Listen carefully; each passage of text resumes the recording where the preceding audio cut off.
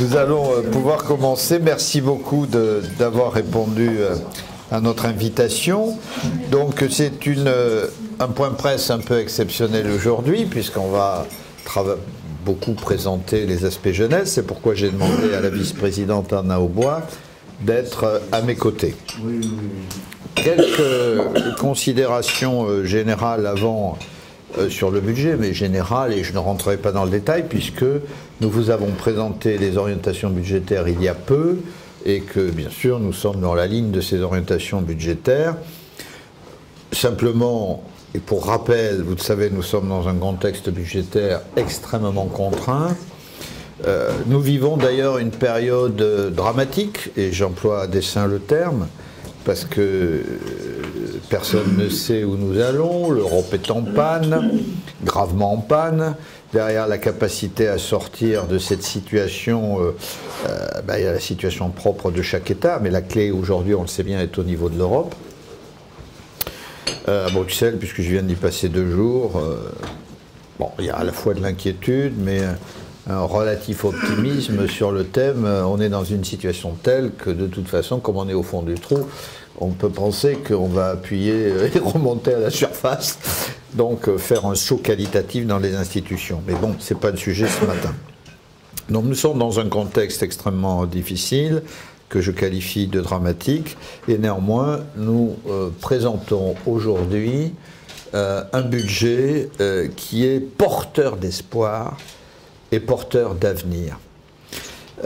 Et cela, je crois, c'est grâce à notre capacité d'anticipation et à notre volonté politique extrêmement forte d'innover.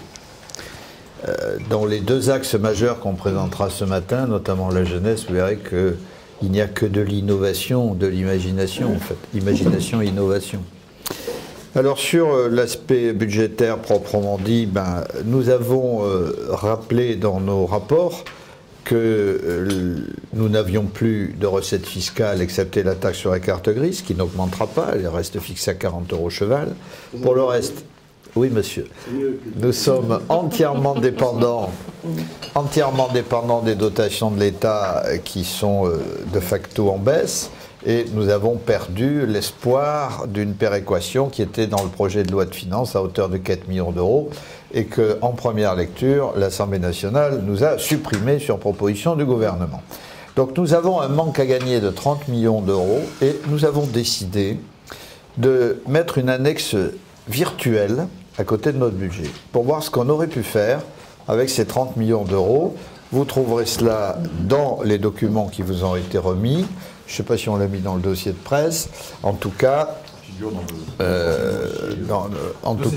ces 30 millions d'euros, nous les aurions utilisés en priorité sur les lycées à hauteur de 15,5 millions. Je vous passe le reste.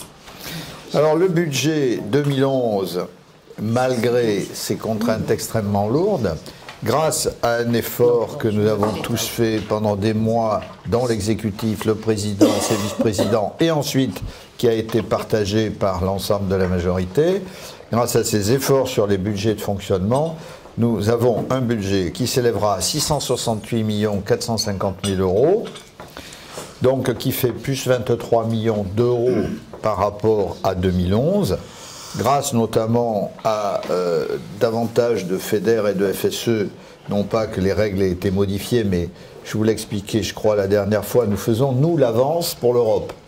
La région fait la trésorerie. Et on ne sait jamais quand exactement l'Europe va payer. Il se trouve que là, on a un remboursement significatif qui nous donne une réserve supplémentaire. Et puis nous avons également une augmentation du fonds de compensation de la TVA parce qu'on a fait beaucoup d'investissements. Donc plus 23 millions d'euros et il y a 17 millions d'euros de plus en investissement. J'insiste sur ce point puisque l'investissement c'est indirectement l'emploi. Et l'emploi c'est la première des préoccupations des Français aujourd'hui, surtout quand on voit les statistiques qui viennent de sortir concernant le chômage.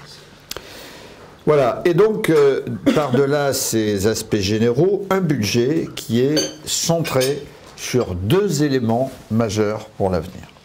La jeunesse, l'emploi. Alors, la jeunesse, eh bien, depuis 2 ans, nous l'avons déclarée grande cause régionale.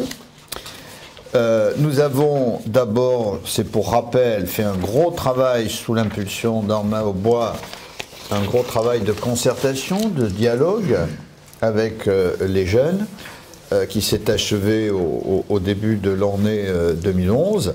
Et à partir de là, nous avons décidé progressivement de la mise en place d'un pacte jeune adulte dont les premières mesures vous ont été présentées en juin dernier et qui maintenant atteint sa maturité, puisque nous avions annoncé que nous allions consacrer 10 millions d'euros à ce pacte jeune adulte, et nous y sommes. Alors, vous comprenez bien que dans un budget contraint, avec des recettes qui baissent, faire 10 millions d'euros de plus, c'est difficile. Comment on y arrive?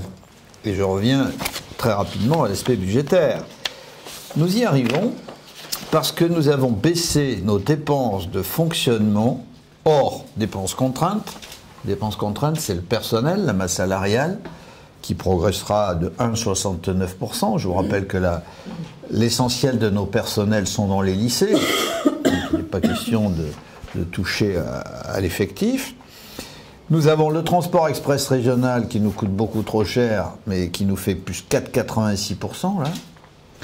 Et pour lequel nous sommes en désaccord depuis 2010 avec la SNCF. Donc prochainement, nous aurons une réunion d'arbitrage au plus haut niveau.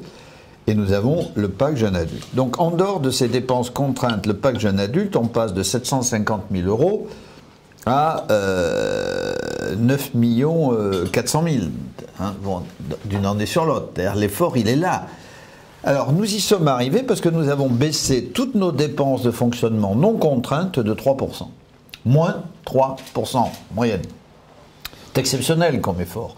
Et c'est un effort qui a été partagé par tout le monde, parce que la jeunesse, c'est la clé. C'est la clé, et nous l'avons mis en avant, nous, cette jeunesse, avant les autres. C'est une fierté qui illustre notre capacité d'anticipation.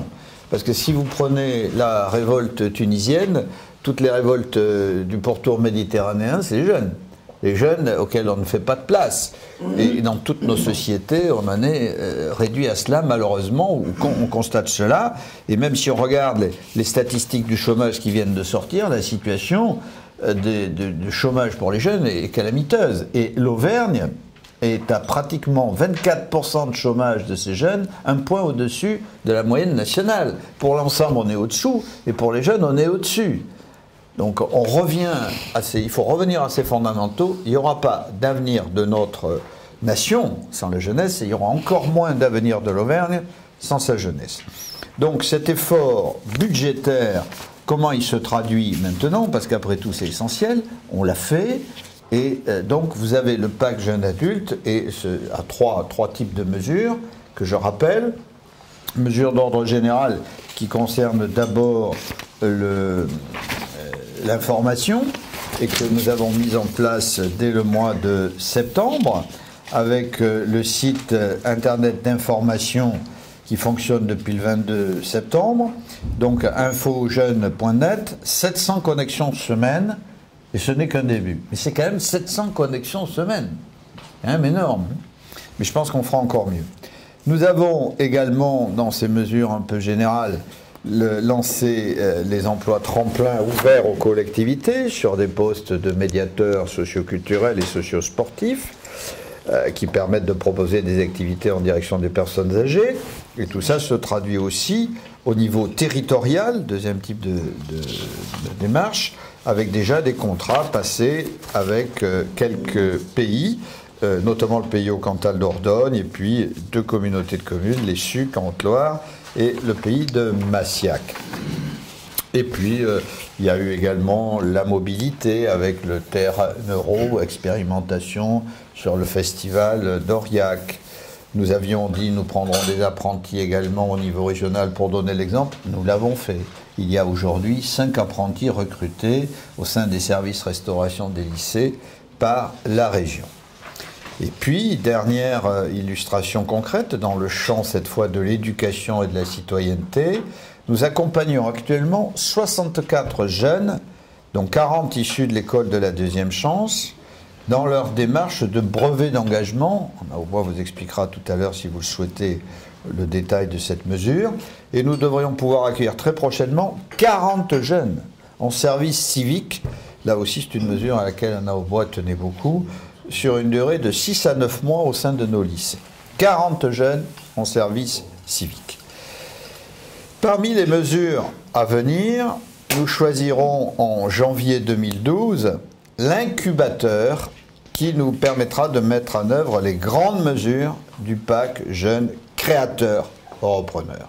Ça, c'est l'aspect économique des choses en direction de la jeunesse. Un signe très fort, un pacte Jeunes Créateurs Repreneurs, donc un incubateur qui va proposer un dispositif complet d'accompagnement pour les créateurs d'entreprises âgés de moins de 30 ans. Un dispositif qui comprend autant d'aides financières, subventions, réalisation d'études marketing gratuites, dans la limite de 5 000 €, hein, autant d'aides financières que de services d'accompagnement dans les 6 mois qui précèdent la création de l'entreprise, avec assistance économique et juridique, préparation du business plan, etc. Donc, voilà, si vous voulez, ce que nous avons pu faire jusqu'à présent, avec le 1 million d'euros également affecté au logement jeune, et nous présenterons au cours de la session les modalités, j'espère qu'on pourra, les modalités de mise en œuvre de ce 1 million d'euros. Donc ça, c'est la partie, si vous voulez, que nous avons déjà faite. Donc je rappelle, mesures générales d'information, mesures spécifiques en faveur des jeunes sur l'économie, sur la mobilité, etc. Mesures territoriales, contrats avec les collectivités pour les inciter à des mesures spécifiques jeunes. Et nous arrivons aujourd'hui, avec le budget, au noyau dur, la mise en place de la carte Jeune Nouveau Monde, que nous allons avoir le plaisir de vous présenter. La carte Jeune Nouveau Monde, ben la voilà. Voilà, on va se lever pour la présenter tous les deux. Voilà la carte Jeune Nouveau Monde. Ben oui.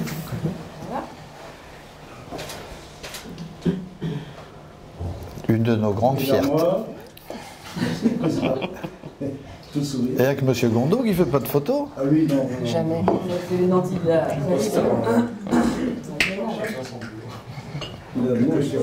Bon. Alors la carte, si tu veux, la... Voilà. C'est bon?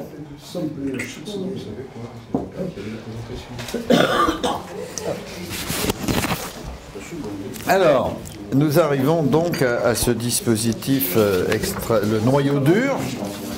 Le noyau dur du pacte jeune. Alors cette carte s'appelle, vous avez le dossier de presse, vous l'avez devant vous, elle s'appelle carte jeune Nouveau Monde, et je répète, c'est le cœur du dispositif jeune adulte. Cette carte devrait concerner au moins 23 000 jeunes, et nous lui consacrons sur les 10 millions d'euros, 9 millions d'euros en 2012. Le potentiel, c'est 9 millions d'euros. Donc, je répète, budget contraint, recettes en diminution, pour y arriver, un effort de tout le monde, en dehors des dépenses contraintes, pour dégager ces sommes nécessaires. Je pense que là, vous avez l'illustration d'une volonté politique qui se traduit par des mesures, bien sûr, techniques, mais on sait se donner, on a su se donner les moyens de notre priorité, la jeunesse. La jeunesse et l'emploi, parce qu'il y a aussi ce Fiat derrière, deux innovations majeures.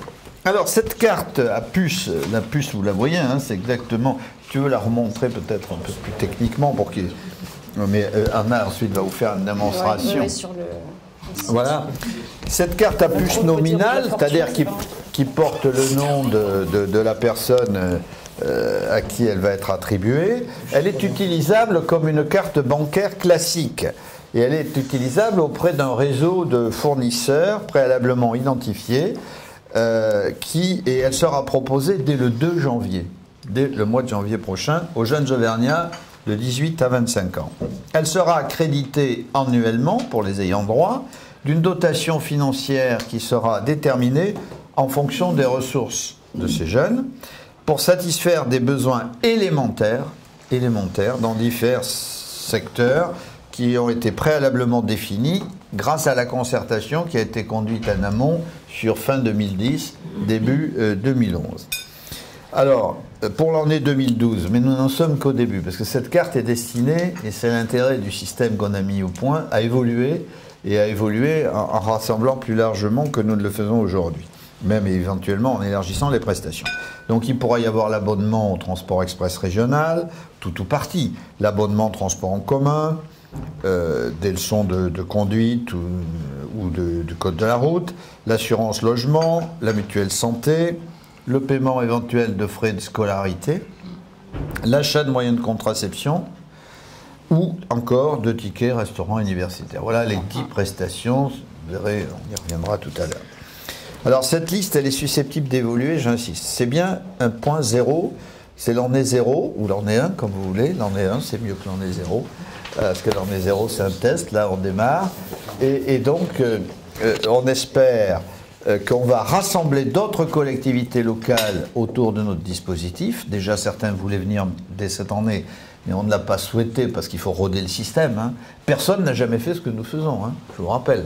Donc, c'est un dispositif totalement innovant qui a supposé beaucoup de mois de mise au point avec notre concepteur, avec notre consultant, plus que consultant, notre appui technique qui est la société Alméris. Il se trouve qu'elle est auvergnate, c'est très bien, mais voilà, il a fallu quand même beaucoup travailler.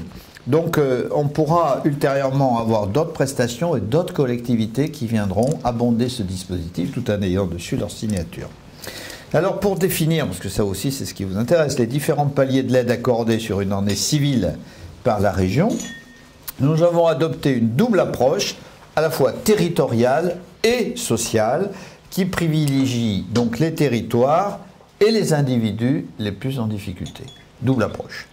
D'abord, les étudiants auvergnats boursiers, qui suivent leurs études en Auvergne, soit environ 14 500 jeunes, sont de fait éligibles au dispositif. Puisque, alors le montant de l'aide sur laquelle nous allons venir est défini en fonction de l'échelon de la bourse. Elle va vous expliquer tout ça en détail. Deuxième aspect, les jeunes en recherche d'emploi, inscrits dans une mission locale, ayant eu 3 entretiens avec un conseiller au cours des 6 derniers mois. Les jeunes en formation professionnelle, suivis par les missions locales, et ceux inscrits au sein de l'école de la deuxième chance. Ce que je dis là est dans le dossier de presse, je n'ai pas eu le temps de le regarder en détail. Montant de l'aide sera déterminé en fonction du quotient familial, là, puisqu'on n'a pas la bourse, ça fait environ 8 000 jeunes. Donc 14 500 étudiants boursiers, 8 000 jeunes au titre de mission locale, la formation professionnelle à l'école de la deuxième chance, ça fait un potentiel de 23 000 jeunes que nous pouvons aider. Comment nous allons les aider ? Eh bien, le crédit accordé par la région sur cette première année comprendra 3 paliers d'intervention. Je ne détaille pas les paliers. Ça ira de 200 € pour ceux qui auront le moins à 600 € pour ceux qui auront le plus par an. Voilà. Donc, et avec un palier intermédiaire à 350 €. 200, 350, 600 € en fonction donc des ressources, donc niveau de bourse ou quotient familial. Comment on va obtenir la carte ? Je vous rappelle qu'un étudiant dépense en moyenne en Auvergne, selon les sondages faits et les études faites par l'université, 400 € par mois. Donc on est là sur, pour ceux qui sont les plus aidés, sur 1 mois et demi de dépenses. Tout confondu. Alors c'est le volume qu'il faut regarder, puisque tout n'est pas éligible, mais c'est quand même extrêmement significatif comme effort. Comment on fait pour obtenir la carte ? Alors, là, ça va vous être présenté en détail concrètement. Un extranet accessible sur le site de la région, auvergne.org, qui va permettre aux jeunes d'effectuer une demande d'inscription dématérialisée, il n'y a pas de papier, dématérialisée, et de vérifier en amont son éligibilité à l'aide régionale. Dès le 15 décembre, il peut vérifier son éligibilité au dispositif.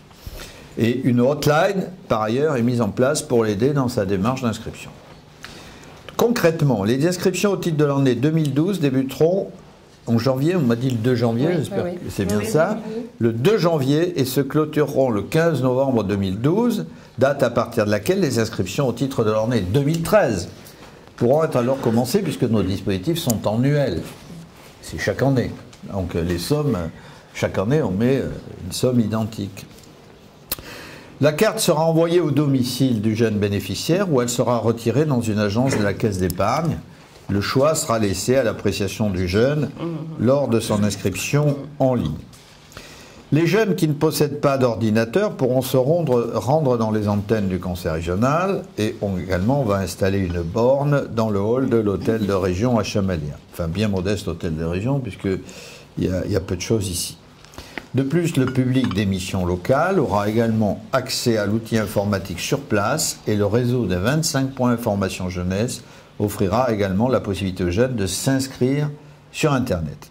Après, et arrêtez là, une commission ad hoc qui va s'appeler commission PAC Jeunes Adultes, c'est-à-dire une commission spéciale ad hoc dans le cadre régional, va être chargée de l'examen du dossier relevant de cas spécifiques. Parce qu'en cours d'année, on peut avoir des problèmes chez des jeunes en rupture familiale, des jeunes dont les familles ont connu un changement de situation grave, chômage ou autre, et qui ne peuvent pas, dont le quotient familial ou le niveau de bourse ne rend pas compte. Et donc, on a souhaité, en cours d'année, pour examiner ces situations graves, pour faire bénéficier de l'aide, alors que, sur la base des documents administratifs connus, cette aide n'est pas possible. Alors, ces cas seront signalés sur avis motivé des services sociaux du CROUS et des conseillers des missions locales. Ils nous alerteront et la commission sera présidée par Anna Aubois, bien sûr, que je remercie pour son implication très très forte dans ce dossier depuis quasiment 2 ans. Voilà, elle va être composée, cette commission, de 5 membres désignés à la proportionnelle. Je le précise parce que comme M. Dugléry se plaint toujours de ne pas avoir la place qui lui convient, il a la place, la proportionnelle dans ce domaine comme dans d'autres, c'est toujours la proportionnelle. Et encore une fois, c'est pas ma faute si nous avons fait 60% des voix aux élections. Et ça, c'était un petit aspect plus politique. Alors, je laisse maintenant le soin à Anna Aubois de vous faire une démonstration. Comme vous l'a dit le Président, à partir du 15 décembre, les simulations vont être en place. Alors, certes, sur le site auvergne.org, mais il y a surtout un site dédié qui s'appelle cartejeune-nouveaumonde.fr. Donc, voilà, ça, c'est la page d'accueil. Ce sont les captures d'écran, en fait, qui vous permettent de voir le... Alors, l'inscription, donc on lui dit, normalement, par rapport à la simulation aux informations données, vous pouvez bénéficier, ici en l'occurrence, d'un montant de 350. Donc, je vais m'inscrire, en fait, du coup, maintenant. Donc, on demande une adresse mail, un mot de passe et une confirmation. Il est possible que certains jeunes n'aient pas d'adresse mail, du coup, ils ont la possibilité de créer eux-mêmes, de créer directement sur le site une adresse mail, voire de passer par leur adresse Facebook, finalement. Voilà. Donc, quand je me suis inscrit... On peut créer un compte Facebook spécifique. Aussi, mais sinon, ils ont plusieurs possibilités. Soit ils créent une adresse mail, soit ils créent un compte Facebook. Voilà. Donc, ils complètent les informations nécessaires. Donc, comme vous allez le voir dans les informations nécessaires, on leur demande en dématérialisé le recto verso d'une pièce d'identité, bien entendu. L'inscription, par exemple, enfin, la photocopie du bénéficiaire bourse sur critères sociaux avec l'échelon. Et tout ça. Et ensuite, après, je choisis où je veux retirer ma carte. Soit je la retire direct en agence, et là, j'ai la possibilité de choisir mon agence. Soit, en fait, je demande à ce qu'elle me soit envoyée par courrier comme une carte bleue, c'est-à-dire de façon sécurisée. Donc, possibilité, bien entendu, de dématérialiser. Dans les missions locales, bien entendu, et dans les points information jeunesse, vous avez des scanners pour les jeunes qui n'ont pas ça chez eux pour pouvoir le faire, comme ça existera dans les universités, enfin, le CROUS, etc., peut donner ces possibilités. Comme vous l'a dit le Président, on installera aussi des bornes ici à l'hôtel de région et dans chaque antenne, les jeunes pourront le faire, au cas où il n'est pas le matériel, ce qui est possible chez eux. Donc il y a un récapitulatif après de la constitution de leur dossier, si tous les documents sont bien présents. Et du coup, il y aura une confirmation, ensuite, bien entendu, de l'envoi de la carte et des pièces. Vous voyez, les pièces, on les revoit en dématérialisé. Voilà, donc ça, c'est... Là, j'ai ma carte. Et ensuite, après avoir eu ma carte, je vais pouvoir surtout voir quels sont les réseaux de partenaires conventionnés. Il faut savoir qu'on est à peu plus de 3000 partenaires sur cette carte. Parce que, bien entendu, nous avons travaillé avec l'Ordre des pharmaciens, avec les réseaux des auto-écoles, avec bien entendu toutes les assurances par rapport à l'assurance logement. Dans le cadre du travail qu'on fait déjà avec les AOT, les autorités organisatrices de transport, il y a eu aussi des conventionnements. Voilà, donc ça fait quand même plus de 3000 partenaires.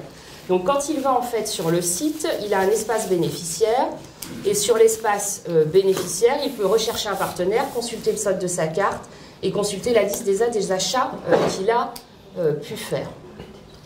Donc vous voyez, en fait, après, j'ai mon dossier, gérer ma carte, rechercher un partenaire et des informations complémentaires.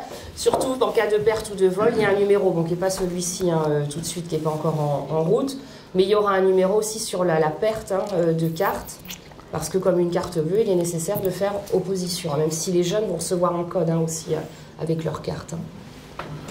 Si vous voulez, on change d'époque. Voilà. Les aides aux jeunes ou à d'autres, on ne les invente pas. D'autres collectivités le font et l'ont même fait avant nous. Nous, on invente le dispositif moderne de portage qui permet de la souplesse, qui favorise véritablement l'autonomie du jeune. Parce que s'il a un chèque, il ne peut pas choisir un chèque pour acheter un bouquin, il ne peut pas choisir d'aller acheter sa leçon de conduite. Là, il a 600 € là-dessus. Il a des problèmes. Il a 10 prestations possibles, c'est lui qui choisit. C'est de l'autonomie, c'est lui qui choisit. Voilà. Et en plus, c'est évolutif, je répète, parce qu'on peut accepter d'autres partenaires dessus. Quitte à modifier les visuels, mais ça, c'est pas grave. On peut le territorialiser. Si il faut, c'est de la technique, la carte à puce, elle peut porter le dispositif spécifique de tel ou tel département, en plus de celui de la région. Elle le peut. Techniquement, c'est possible. Je ne dis pas que c'est facile à faire. Je dis c'est techniquement possible. Donc, on aura d'autres développements. C'est pour ça qu'on ne prétend pas être les premiers dans l'aide aux jeunes. On prétend être les premiers dans l'utilisation des nouvelles technologies pour favoriser l'autonomie des jeunes. Ça, c'est clair.